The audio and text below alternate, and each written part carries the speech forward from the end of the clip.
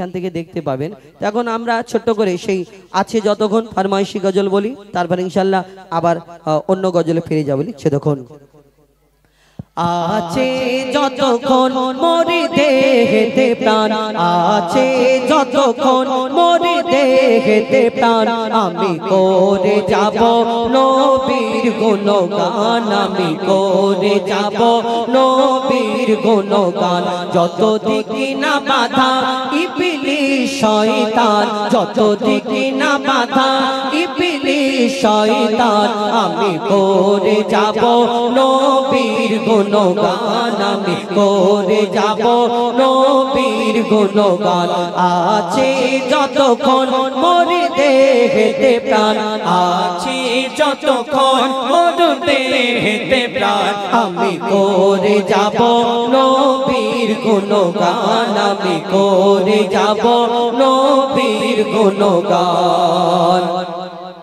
কেউ করবে সুনাম, কেউ করে বদনাম, আমি জপে যাব আমার নবীর নাম, আমি জপে যাব আমার নবীর নাম। খোদা রেখো খেয়াল আমি নই গো বেলাল, খোদা রেখো খেয়াল আমি নই গো বেলাল, বেলাল সুরে আমি দেব আজান, বেলাল সুরে আমি দেব আজান। খোদা তুমি মোর রব, মোর নবী মোর সব, খোদা তুমি মোর রব, মোর নবী মোর সব। নবীর প্রেমী হয়ে দিয়ে দেব মোর জান, নবীর প্রেমী হয়ে দিয়ে দেব মোর জান। যত দিকে না বাধা ইবলিস শয়তান, যত দিকে না বাধা ইবলিস শয়তান, আমি করে যাব নবীর গুণগান, আমি করে যাব নবীর গুণগান। কবি ছন্দের মাধ্যমে আরো কি লিখছে দেখুন। সিরাতুল মুস্তাকিমের রাস্তা ধরে আমি উঠব যখন কাল মেঘসারে, আমি উঠব যখন কাল মেঘসারে। নেকি বদি যখন করিবে ওজন, নেকি বদি যখন করিবে ওজন, নিয়ে যাবে যখন পুলসিরাতের ধারে, নিয়ে যাবে যখন পুলসিরাতের ধারে। শেষ নবীর উম্মত শেষ নবীর উম্মত যাবে জান্নাত, শেষ নবীর উম্মত পেয়ে যাবে জান্নাত। যদি করে সুপারিশ মোর নবী দো জাহান, যদি করে সুপারিশ মোর নবী দো জাহান। যত দিকে না বাধা ইবলিস শয়তান, যত দিকে না বাধা ইবলিস শয়তান, আমি করে যাব নবীর গুণগান, আমি করে যাব নবীর গুণগান, আমি করে যাব নবীর গুণগান। আপনাদের সঙ্গে পরিবেশন করে শোনালাম ফরমাইশ মোতাবেক গজল। একটি কোরআন শরীফ সম্পর্কে একটি গজল শোনায়। এই কোরআনকে মহব্বত করি অনেকজনা মাদ্রাসায়, আপনাদের এইদিকে তো অনেকজনা তবু মাদ্রাসায় পড়াশোনা করে এবং বাপ মারা মন ভরে দেয় যে কোরআনে হাফেজ হবে, এই দিনের জন্য খিদমত করবে। এই দুনিয়াতে এই যখন মাদ্রাসায় পড়ে একটা ছেলে আলিম হবে, হাফেজ হবে, তাহলে এই দুনিয়াতে আমাদের মুসলমান সমাজের জন্য ভালো হবে, কল্যাণ হবে। এই দুনিয়াতে বাপ মা কি করে, একটা ছেলেকে কোরআনে হাফেজ আলেম করে। আবার অনেকজনা করে না, অনেকজনা চিন্তা করে ডাক্তার মাস্টার উকিল করব, আর আমার ছেলে লাখ লাখ টাকা কামাবে, আলমারি ভর্তি টাকা শুয়ে শুয়ে শুধু দেখবো নোটের বান্ডিল, শুধু 500 টাকার নোটের বান্ডিল। কেন? ডাক্তার হবে অনেক টাকা রোজগার করবে, মাস্টার হবে অনেক টাকা মাইনে পাবে, উকিল হবে অনেক টাকা করে পাবে, আর শুয়ে শুয়ে শুধু বান্ডিল দেখবো, আলমারিটা সরাবো দেখবে টাকা ভর্তি। বাপরে বাপ, মারাত্মক ব্যাপার। এরা টাকা দেখবে, অনেকজনা শখ, অনেকজনা চিন্তা করে হুজুর করলে ক টাকা রোজগার করবে, চিন্তা করে এটা। একটা কোরআনে হাফেজ একটা আলেম যদি হয় কত টাকা রোজগার করবে।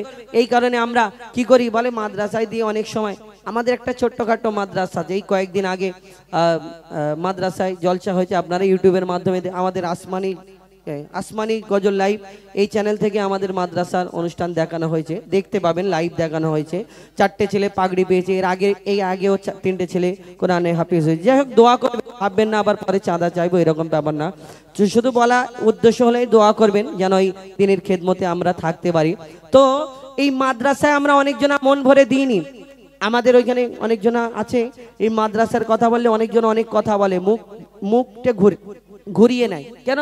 মাদ্রাসায় হুজুর হবে, কত টাকা রোজগার করবে। তাহলে এই যে লক্ষ লক্ষ টাকার মালিক যারা, দেখবেন ভালো করে ঘুম হয় না, কিন্তু একটা হাফেজ আলেম এই দুনিয়াতে, এদের দেখবেন আরামে যে শান্তিতে থাকে, এই শান্তি অন্য জায়গায় পাবেন না। ঈশার নামাজ পড়ে ফজরের পর্যন্ত আরাম করে ঘুমায়, কিন্তু একটা বড় বিজনেসম্যান দেখবেন ঘুমের ট্যাবলেট যদি খেয়েও একবার উসপাস করে, কি করে ওইখানে গাড়িটা আমার ধরা পড়ে গেল, ওইখানে কি, শুধু চিন্তা করে। এই দুনিয়াতে আপনি একটা ছেলেকে হাফেজ করবেন, আলিম করবেন, কাল কিয়ামতের ময়দানের ফায়দা পাবেন। এই কোরআন শরীফ আমাদের জন্য পাঠিয়েছেন, আমাদের শিক্ষার জন্য। আমরা কোরআনের দিকে তাকাই না, কোরআনের দিক থেকে মুখ ফিরিয়ে অন্য দিকে চলে যায়। এই কোরআন আমার নবীর প্রতি নাজিল করা হলো। এই কোরআন আসার আগে 103টি আসমানি কিতাবকে আল্লাহ দুনিয়াতে পাঠিয়েছেন। এই কোরআন আসার পরে সব কিতাবকে, এই দুনিয়াতে সব কিতাবের মূল কিতাব করে ঘোষণা করলেন আল্লাহ তাআলা। এই কোরআনকে শ্রেষ্ঠ করে আমাদের জন্য পাঠিয়েছেন। আমরা পড়ি না কেন? কোরআনে যা দিয়েছে যদি আমরা বুঝেনি, কোনো জায়গায় আমাদের বাধা ঠেকবে না, কোনো জায়গায় আটকাবে না, কিন্তু আমরা পড়ি না, বোঝার চেষ্টা করি না। কত জ্ঞানী গুণী বিজ্ঞানী যারা কোরআনকে রিসার্চ করে, কেউ চাঁদে পৌঁছে যাচ্ছে, কেউ কোরআনকে রিসার্চ করে, কেউ কত কি আবিষ্কার করে ফেলছে। অনেকজনা কোরআনের ভুল ধরার জন্য কোরআন পড়তে লাগছে, কোন জায়গায় ভুল আছে এই ভুলটা তুলে ধরার জন্য কোরআন পড়তে পড়তে তারা যখন বুঝে নিচ্ছে, তারাও একদিন কলমা পড়ে মুসলমান হয়ে যাচ্ছে। আল্লাহ কোরআনে এমন নিয়ামত দান করেছেন, আমরা পড়ি না। কবি ছন্দের মাধ্যমে অতি মূল্যবান কথা লিখছে, দেখুন, আল কোরআন আল কোরআন আল কোরআন আল কোরআন আল কোরআন আল কোরআন আল কোরআন আল কোরআন 104 কিতাব নাজিল হয়েছে, ওগো 104 কিতাব গাইব, গিয়ে যাবো, টেনশন নেই। কেন, আমার ইউটিউবার ভাইরা একটু নতুন নতুন কিছু জিনিস, একটা নতুন গজল গাইব এবছরে। হ্যাঁ, মা বড় না বাপ বড়, ওইটা তো সেই মার লোক নেই তো এখন, তাকে ধরে আনতে হবে। কি জ্বালা বলে দিকে, হ্যাঁ, মা বড় না বাপ বড় করে কাকে নিয়ে বলি? তুমি মার লোক, মাটা জানো, মার ব্যাপারটা জানো? হ্যাঁ হ্যাঁ, গাইতে পারবে? তাহলে তোমার সাথে গাইবো। আমার ভাইরা শখ করে যে মা বড় না বাপ বড়, সব ভাই জানে তো মা বড়, ফের বাপ বড় না মা বড়, এটা কি করে? হ্যাঁ, আগে সরকার। হ্যাঁ, আবুল কালাম ভাই একটু অন্য ব্যাপার, বলবো কোন পরে, এটা পার্সোনালি বলতে হবে, মাইকে বলা যাবে না। না, উনি এখন আলাদা আলাদা ঘুরছে, আমি আলাদা আলাদা ঘুরছি। এখন আবুল কালাম ভাই ডাক্তার হয়ে গেছে, না ভাগ না, ও ডাক্তার হয়ে একটা নার্সিং হোম করেছে। ও একটু কাজের মধ্যে, মানে নার্সিং হোম করছে তো, আর এখন বেচারা খুব পেরেশান, কোথায় ফায়ারের পারমিশন করাচ্ছে, কোথায় বেড, কোথায় সব এরকম ব্যবস্থা করতে করতে অনুষ্ঠানের দিকে একটু ক্ষতি হচ্ছে। ওই কারণে আমরা আলাদা আলাদা কি করবো অনুষ্ঠানগুলো নিচ্ছি। তো ইনশাল্লাহ কয়েকটা অনুষ্ঠান আমরা সাথে করব, যেরকম এই সামনে 8 তারিখে আমরা একটু বাইরে যখন যাই তখন এখন একসঙ্গে নিচ্ছি, বাদ বাকি এইখানে একটু আলাদা আলাদা হয়ে যাচ্ছে মাঝে মধ্যে। তো এখন আপনাদের সঙ্গে একটা ঘটনামূলক গজল শোনায়, কেন ডুয়েট গজল, ধুমধাম গজল বলেছি, এখন একটা ঘটনামূলক গজল শোনায়। তারপরে আমার মা বোনেদের জন্য, বিশেষ করে এখানে আমার মা বোনেরা বসে আছেন, চলে গেলে হবে না, কেন এই গজলটা একটু মা বোনেদের কথা আছে, আপনারা কষ্ট পাবেন হয়তো। যে ভুল করবে তার মনে লাগবে, তার গায়ে লাগবে যে হ্যাঁ তাহলে করেছি, আর যদি উঠে চলে যান মনে করবে তাহলে এই গন্ডগোলের ব্যাপার। একটা মা ফাতেমার ঘটনা, এতে মা ফাতেমার জীবনী থেকে একটা ঘটনা বলবো, এতে কিছু শিক্ষামূলক কথা আছে। তো আপনারা যদি মন দিয়ে শোনেন তাহলে আপনারা বুঝতে পারবেন, এর থেকে কিছু শিক্ষা পাবেন। কেন শুধু গজল বললাম, শুধু সুর শুনলেন তো এটা তো হবে না। তো এতে আমরা চেষ্টা করি কিছু সুরের মাধ্যমে আপনাদের সম্মুখে কিছু শিক্ষামূলক কথা তুলে ধরার জন্য। এর থেকে যদি একটা মানুষ ফায়দা পায় তাহলে আমরা আমাদের ও ফায়দা হবে আপনাদের সঙ্গে। এখন আপনাদের সম্মুখে সেই ঘটনামূলক গজল শোনায়, তারপর আমার ভাইরা যেগুলো বলেছে সেইগুলো আমি আবার পরপর গিয়ে শোনানোর চেষ্টা করব। আগে সরকার একটা উর্দু গজল এবং একটা উর্দু বাংলা মিক্স করে একটা গজল শোনাবো। ইউটিউবার ভাইদের জন্য আমি একটা শোনাবো রোজা রমজান সম্পর্কে। ইনশাল্লাহ গজলটা একটু খুঁজতে হবে, কেন 1 বছর আগে গিয়েছি, তো খুঁজে বার করতে হবে, বার করলে আমি আপনাদের সম্মুখে গিয়ে শোনাবো। এখন শুনতে থাকুন আপনাদের ঘটনামূলক গজল। তার আগে ছোট্ট একটি নাতে রাসূল সাল্লাল্লাহু আলাইহি ওয়াসাল্লাম একদম নতুন গজল শোনাবো। লিখছে দেখুন।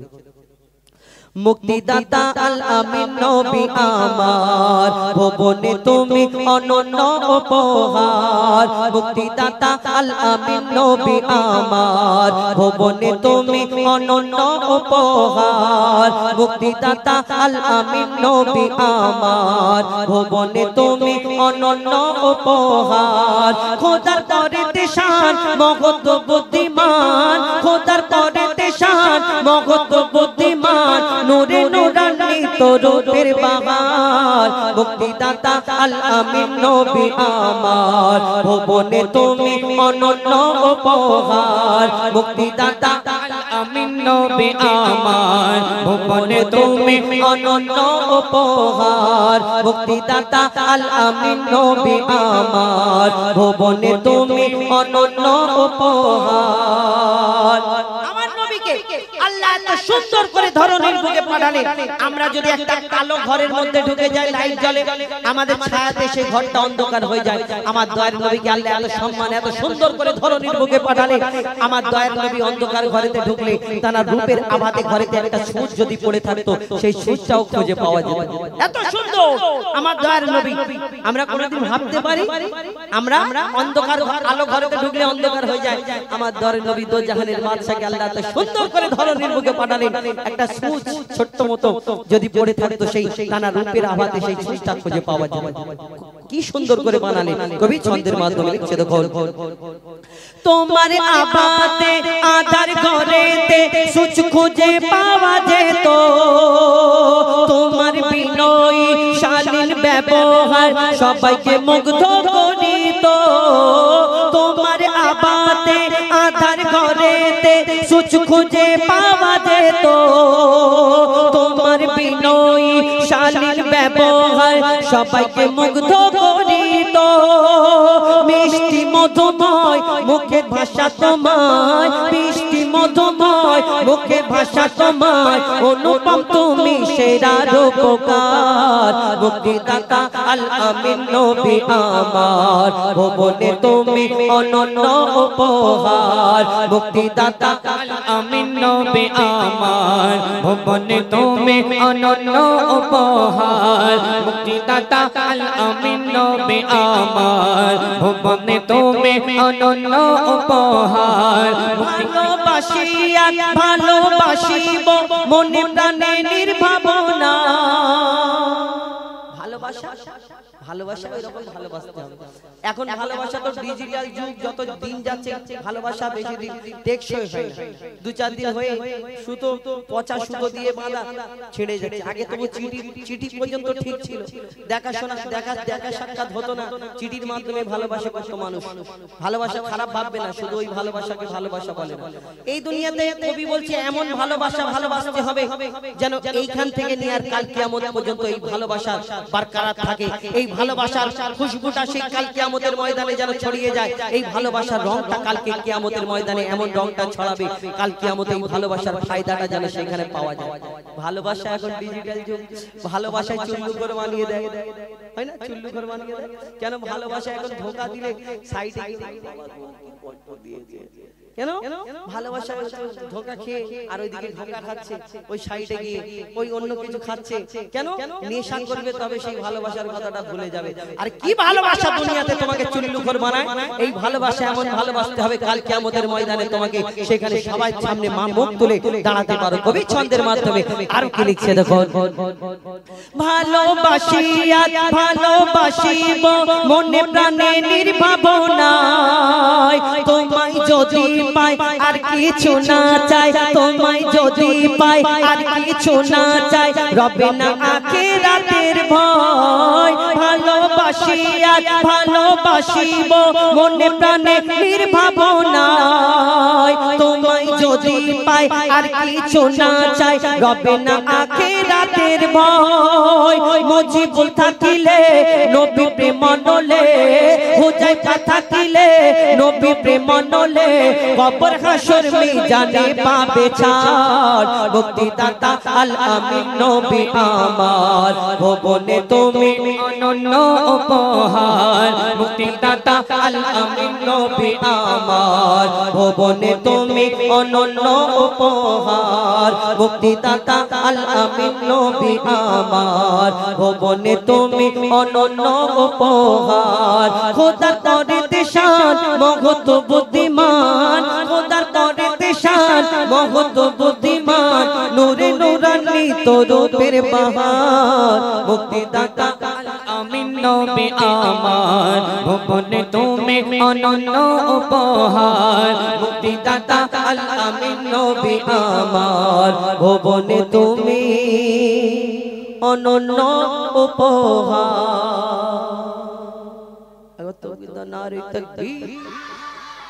কোথায় গেল 10 টাকাটা? চলে গেল নাকি? দেখি 10 টাকা একটা পেয়েছি, 10 টাকা না, ছেঁড়া না, বলকে ছেঁড়া। কি জ্বালা বলো দেখি, ভালো নোট বলে ছেঁড়া। আর জোরে করে বলো দেখি, নারে তাকবীর, নারে তাকবীর। দুটো থেকে দেখা পেয়ে। এই তুই আয়, তুই দাঁড়া, আসেই ওই তুই আয়। ওট ওট ওট ওট ওট না, লজ্জা করছি কেন? এখন থেকে যদি এত লজ্জা করে, কি চুল কেটেছি কচি, হেভি চুল কেটেছি। এটা কি কাটিং? দুতলা? হ্যাঁ কি কাট? ও আচ্ছা, মালসা ছাঁট, সেটা কি আবার? দাঁড়া না, তুই লজ্জা করছিস কেন? তুই হুজুর আর তুই হিরো, তাই তো? দেখি দুজনের মধ্যে কম্পিটিশনকে, যে জিতবে তাকে দেবো, ঠিক আছে? চো বল, তুই প্রথম হুজুর জোরে দে, নারে তাকবীর। ও বাবা, তুই বল নারে তাকবীর। হ্যাঁ হুজুর, আর হুজুর এইদিকে। হ্যাঁ এনে আস্তে আস্তে যা হুজুর, একটা একটা করে পাবে সবাই। কি সবাই একটা একটা করে পাবে? কেন এখন অন্যান্য শিল্পীরা লজেন্সের ডাব্বা আনে, সামনে বসিয়ে রাখে, একবার করে সবাইকে গাওয়ায়, একবার করে লজেন্স দেয়। আমরা তো ভাই লজেন্স দিতে পারিনি। কেন? সবাইকে আমরা ঘটনামূলক গজল, আমাদের গজলগুলো একটু আপনারা বুঝতে পারছেন, শুনতে পাচ্ছেন, আমাদের গজল একটু ভিন্ন ধরনের, বাচ্চাদের নিয়ে তো কাজ নেই। আবার এরা আবার রেগে যাবে, অন্য শিল্পীরা আসছে, সবাই লজেন্স দিচ্ছে আর এরা কিছু দেয় না, কি করব? এইগুলো হচ্ছে কচি, এইগুলো কি দিচ্ছি বলতো? আমার আব্বার গাছের পাতা। তোদের ওখানে কি পাতা হয়? সবুজ রং? হ্যাঁ, আমার আব্বার ওই গাছে তো এইরকম পাতা হয়, 10 টাকা 20 টাকা একটা গাছ আছে আমার আব্বা। আমি সেই দিনে এক জায়গায় মেদিনীপুরে হলদিয়াতে অনুষ্ঠান করছি, ওকে বলছি এটা আমার আব্বার গাছের পাতা।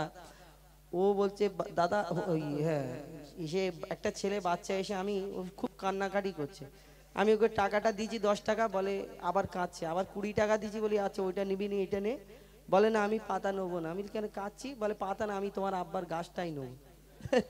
কিরকম বাচ্চা বলো। এখন আমরা গজলে ফিরে যাব, মা ফাতেমার ঘটনা যেটা বলছিলাম, একটু মন দিয়ে শুনতে হবে। তারপরে আমরা আবার ডুয়েট গজল বলবো, আমার ভাই ফরমাইশ করেছেন একটি উর্দু গজল, সেটা শোনাবো। এরপরে তারপরে আস্তে আস্তে আস্তে আস্তে এবারে শেষের দিকে যাব।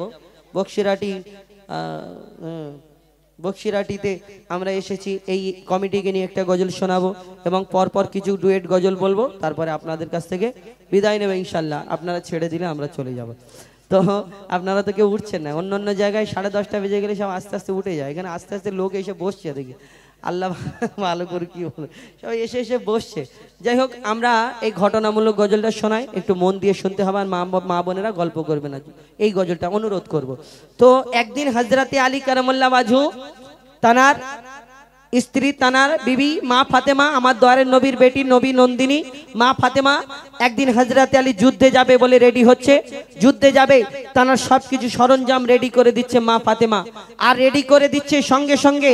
আর মা ফাতেমা বলে, স্বামী গো, আমার আপনার কাছে একটা আবদার আছে, একটা কথা আছে, দরকার আছে। কি দরকার? না স্বামী, আপনি যুদ্ধে যাচ্ছেন, কিন্তু আসার সময় যখন আপনি ফিরবেন আমার জন্য একটা নতুন জামা, একটা নতুন যদি কাপড় আনেন তাহলে আমি খুশি হব। এই কথাটা বলার সঙ্গে সঙ্গে হযরত আলীর মনটা খারাপ হয়ে যায়, ছোট্ট হয়ে যায়। কেন? আমার দয়ারের নবীর বেটিকে, আমার দয়ারের নবী দো জাহানের বাদশা জানার কন্যা মা ফাতেমা, তিনি জামা চেয়েছে, হযরত আলী দেবে না, এরকম ব্যাপার না। হযরত আলী চিন্তা করছে আমি তো যুদ্ধে যাচ্ছি আল্লাহ রাস্তায়, আর যদি আমি শহীদ হয়ে যাই ফাতেমার এই আশাটা পূরণ হবে না। বড্ড ভালোবাসতেন মা ফাতেমাকে। তো হযরত আলী যখন তার মনটা খারাপ করে তিনি যুদ্ধে চলে গেলেন, আর মা ফাতেমা নিজের কাজে ব্যস্ত, আর এইখানে ইমাম হাসান ইমাম হোসাইন ছোট ছোট ওই নানার দরবারে চলে যায়, নানার কাছে চলে যায়, খেলতে খেলতে নানার কাছে যায়। আর যাবার পরে আমার দয়ারের নবী জিজ্ঞেস করে তোমার আব্বু আম্মু কি করছিল? যখন এই কথা জিজ্ঞেস করার পরে আর ইমাম হাসান ইমাম হোসাইন বলছে নানা গো, আজকে আমার আব্বা মনটা খারাপ করে যুদ্ধে গিয়েছে। কেন? আমার আম্মু একটা জামা চেয়েছে, ওই কারণে। এই কথাটা শোনার সঙ্গে সঙ্গে আমার দয়ারের নবী রেগে যায়, আমার দয়ারের নবী কষ্ট পায়, তিনি কান্না করেন, চোখ থেকে পানি ঝরে।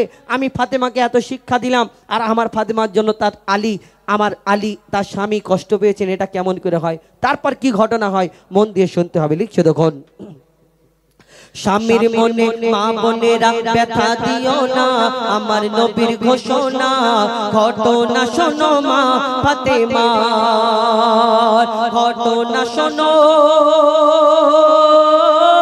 মা ফাতেমা। স্বামীর মনে মা বোনেরা ব্যথা দিও না, আমার নবীর ঘোষণা ঘটনা শোনো মা ফাতেমা, ঘটনা শোনো ফাতেমা। কি ঘটনা শুরু হয় কবি ছন্দের মাধ্যমে লিখছেন, মন দিয়ে শুনুন, ফায়দা হবে। লিখছে দেখুন, যুদ্ধ করতে যাবে আলী হাতে নিল তলোয়ার, যুদ্ধ করতে যাবে আলী হাতে নিল তলোয়ার, মা ফাতেমা স্বামীর কাছে করলো এমন আবেদন, মা ফাতেমা স্বামীর কাছে করলো এমন আবেদন, মা ফাতেমা স্বামীর কাছে করলো এমন আবেদন। যুদ্ধ থেকে ফেরার পথে আসবে যখন ঘরে, একটি নতুন কাপড় কিনে আনবে আমার তরে, একটি নতুন কাপড় কিনে আনবে আমার তরে। এই কথা শুনে হযরত আলী বড়ই দুঃখ পায়, যদি আমি শহীদ হয়ে যাই কে আনবে বলো কাপড় তোমার, কে আনবে বলো কাপড় তোমার। স্বামীর মনে মা বোনেরা ব্যথা দিও না, আমার নবীর ঘোষণা ঘটনা শোনো মা ফাতেমা। এই দুনিয়া আমরা স্বামীকে আপনারা কত সম্মান করেন, এটা তো এখন ডিজিটাল যুগ দেখে বোঝা যায়। আগেকারের নারীরা তো ভালো ছিল, স্বামী যদি বাইরে থেকে কাজ থেকে ফিরতো তার সামনে হাত বেঁধে দাঁড়িয়ে থাকতো, স্বামীর কি লাগবে সাথে সাথে প্রয়োজনটা মিটিয়ে দেবো, একটু সামনে পানি ধরলো ওই গামছাটা নিয়ে আসলো আর বাতাস করতো। এখন ডিজিটাল যুগ, মা বোনেরা সমান সমান অধিকার চায়। স্বামী যদি বাইরে থেকে কাজ থেকে ফিরে বলে হ্যাঁ গো কচির মা মনির মা আমার লুঙ্গিটা কোথায়, আর যদি মনির মার একটু কাজ, কচির মার যদি একটু কাজের চাপ থাকে বেগ থাকে, তখন যদি লুঙ্গিটা দেখা যায়, ওই লুঙ্গিটা দেখা যাচ্ছে, আর এখানে কাজ করতে শুধু এরকম করে তাকাবে। তোমার চোখে 40 হয়েছে, ওইখানে লুঙ্গিটা রয়েছে দেখা পাও না, জোরে জোরে বলে বলো, কোনো অসুবিধা নেই। যখন ভিতরে যাবে গুড়গুড় গুড়গুড় করে আওয়াজ হবে, বলে আল্লাহ একবার ছেড়ে দাও, আমার কচির বাপের পা জড়িয়ে ধরে পড়ে থাকবে জীবন ভর, কোনোদিন কিছু বলবো, আল্লাহ তোমাকে পাঠাবে, শুধু আওয়াজ হবে, আওয়াজ আরো বেড়ে যাবে। কবি ছন্দের মাধ্যমে তার কি ঘটনা হয়, দয়ার নবীর কাছে যখন ইমাম হাসান ইমাম হুসাইন যায়, লিখছে দেখুন, দুঃখ ভরা হৃদয় নিয়ে আলী গেল রনে, দুঃখ ভরা হৃদয় নিয়ে আলী গেল রনে, নানার কাছে ছুটে এলো হাসান হোসেন, নানার কাছে ছুটে এলো হাসান হোসেন। আপুর কাছে নতুন কাপড় চেয়েছে আম্মি জান, তাই আপুর মনটা খুবই খারাপ ছিল যে সে পেরেশান, আপুর মনটা খুবই খারাপ ছিল যে সে পেরেশান। এই কথা শুনে দয়ার নবীর কান্না থামে না, কি ভুল করলো ফাতেমা, কি করলে বলো বেটি আমার, কি করলে বলো বেটি আমার। স্বামীর মনে মা বোনেরা ব্যথা দিও না আমার নবীর ঘোষণা ঘটনা শোনো মা ফাতেমা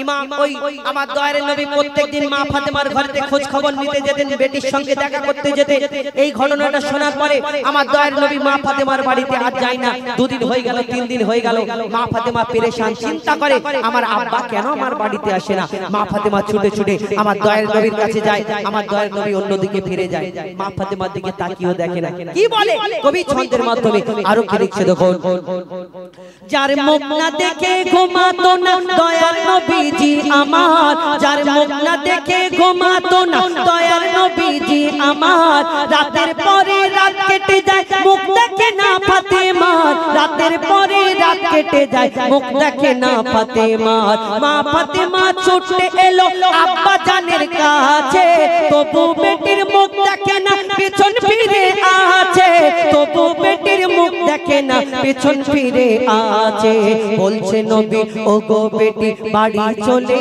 যাও আগে স্বামীর কাছে ক্ষমা চাও আগে আলীর কাছে ক্ষমা চাও তবে করবে ক্ষমা আল্লাহ আমার তবে করবে ক্ষমা আল্লাহ আমার তার বেটিকে যে স্বামীর কাছে আগে ক্ষমা চাও আর আপনারা যদি স্বামীর সঙ্গে জোরে একটু ঝামেলা করার পরে স্বামী যতক্ষণ এসে বলবে আচ্ছা ঠিক আছে বাদ দাও ততক্ষণ মুখ এরকম